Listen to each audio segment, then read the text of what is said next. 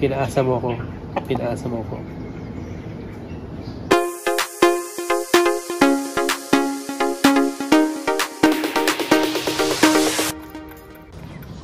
Hi, my name is EJ. We live here in the city and we try to grow some of our food here in our backyard. So for today, ang tatry kong gawin ay palabasin itong mga tatlong bagong manok natin. Ngayon ay 13 weeks na sila. And so far kasi nakakalabas lang sila dito sa loob ng run. And ngayon for the first time, natry ko silang i-free range mula dito sa loob, papunta doon sa labas. So, una ko silang ilalagay doon sa compost pile. Tingnan natin kung paano sila mag-react.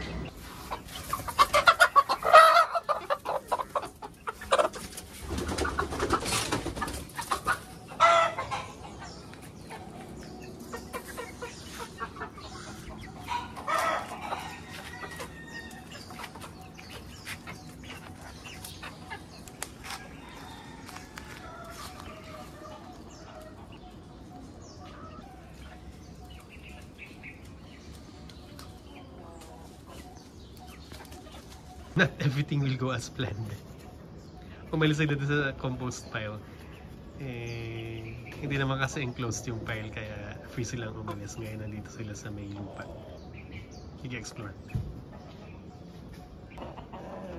Yung kanilang tatay.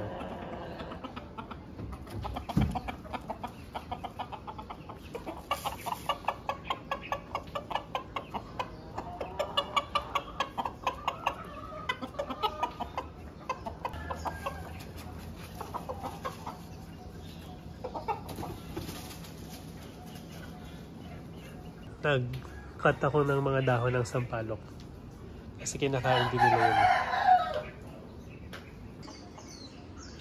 Ronnie, nagawa mo dyan?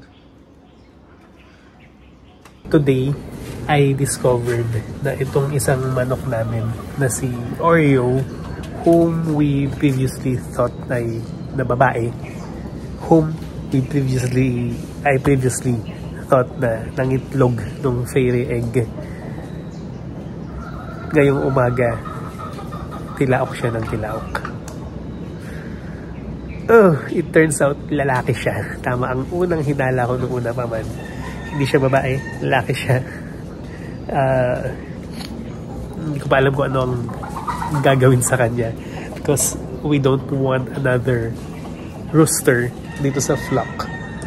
Kasi hindi malaki yung space, hindi madami yung hens, mag-aaway sila, magsasabong sila. Kaya nilagay ko siya dito sa... Hindi ko pa alam kung kikip ko siya na nakahiwalay. Gagawa ko ng hiwalay na pen.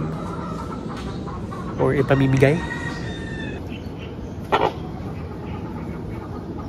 Akala ko dati babae siya. Akala ko siya yung nangitlog ng fairy egg. Pinaasa mo ko. Pinaasa mo ko. Hindi ka pala mangingitlog. Yung gagawin ko sa'yo.